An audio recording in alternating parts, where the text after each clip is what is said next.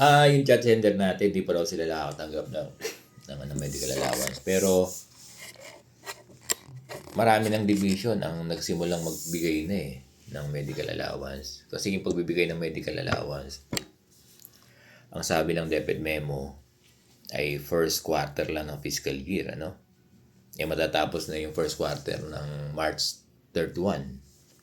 So, dapat yung mga division office sa buong Pilipinas ay makapag-comply na dapat yung mga nag-request na sila ay individual, dapat pumasok na sa ATM nila yan .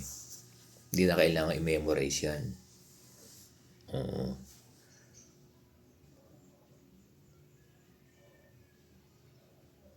Oo.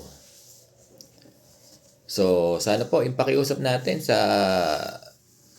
mga division, buong bansa, division office na hindi pa nag-release ng kanilang medical allowance.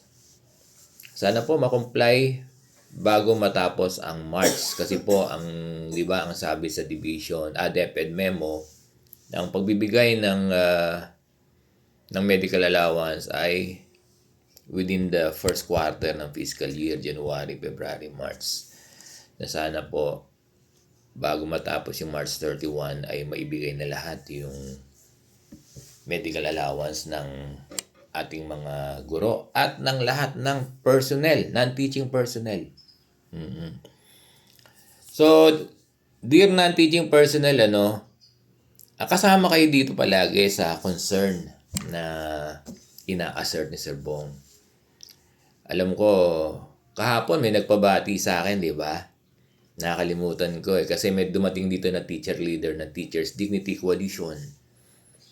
Nakalimutan ko yung school niya sa Rizal, At yun daw ADAS nila ay nanunood sa akin, follower natin, kaya binati ko siya birthday niya, So, again, sa mga division office natin, sa ating mga schools division superintendent sa buong bansa. So, ang pakiusap po ng inyong mga guro, kung hindi pa po kayo nagbibigay ng medical allowance, sana may bigay na yung medical allowance dahil dapat po makapag-comply doon sa DepEd memo na first quarter ng fiscal year, dapat matanggap na ng mga guro yung medical allowance na 7,000. Si Sir Bong kasi, hindi na yan papasok sa ATM ko kasi ang pinili ko ay group. Oo. Kasi maganda rin yung group. Para hindi na ako, wag naman akong hospital. Di bali lang hindi ko magamit yung yung card ko. Wag lang ako hospital.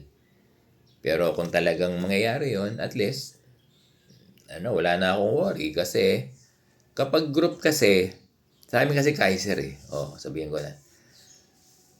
Marami nang may chat nga kami, may GC nga kami na sinasabi nila na maganda. May mga hospital na, wag lang sana ako, nagamit nila.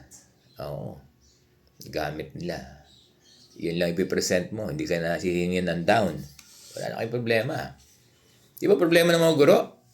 Noon, di ba, clamor ng mga guro. Hindi ko naman kayo sinisisi dahil kung individual lang kinuha nyo. Dapat magkaroon ng program, ng health program para sa mga guro na kapag na-hospital, hindi na magbabayad. Eto na nga yun Eto na nga Oo, kaya lang ayaw nyo ng group. Hindi ko naman kayo masisi. Pero kung nag-group kayo, eto na yung ni-request nyo, napapasok kayo ng hospital na hindi na kayo bubunot. Kasi bahala na yung card. Katulad kami, marami nagsasabi, pinakita lang nila yung card, pagpasok na lang ng hospital, hindi na sila bumunot ng pera. Di ang galing. So far, okay ang Kaiser. So far. So far. Sa amin, sa experience namin, okay naman. Pag hindi sila okay, papalitan sila. Pero ngayon, maganda yung feedback ng mga guro na nag-group under Kaiser. Kaya, thank you Kaiser.